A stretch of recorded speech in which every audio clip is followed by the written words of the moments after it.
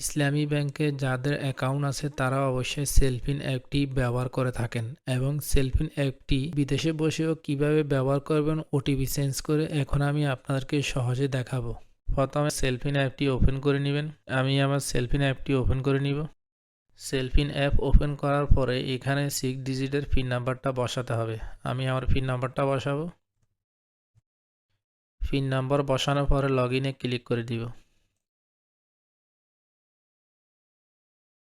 তারপরে আমি এখন ওটিপি নাম্বারটা চেঞ্জ করে নিব। সেলফিন অ্যাপটি ওপেন করার আগে আপনারা ভাইবার অ্যাপ্লিকেশনটি ডাউনলোড করে নেবেন। ভাইবার অ্যাপ্লিকেশনটি ডাউনলোড করার পূর্বে আপনাদেরকে একটি কথা বলে রাখাই ভালো, ইসলামী ব্যাংকের অ্যাকাউন্ট করার সময় আপনারা যে মোবাইল নাম্বার দিয়ে অ্যাকাউন্ট করেছিলেন ওই মোবাইল নাম্বার দিয়ে ভাইবার অ্যাকাউন্টটি ক্রিয়েট করতে হবে।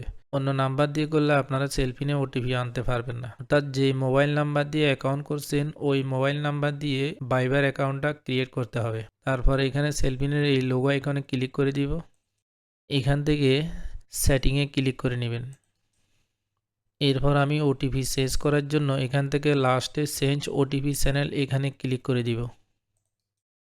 এরপর এখানে ভাইবার সিলেক্ট করে দিব। তারপরে কনফার্ম। এখানে সেলফিনের 6 ডিজিটের পিন নাম্বারটি বসাতে হবে। আমি আমার পিন নাম্বারটি বসাবো ভাইবার সিলেক্ট করার পরে।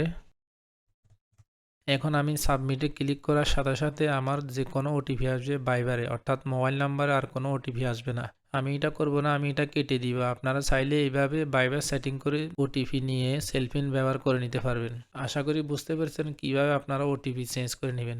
সবাই ভালো থাকবেন, সুস্থ থাকবেন। আল্লাহ হাফেজ।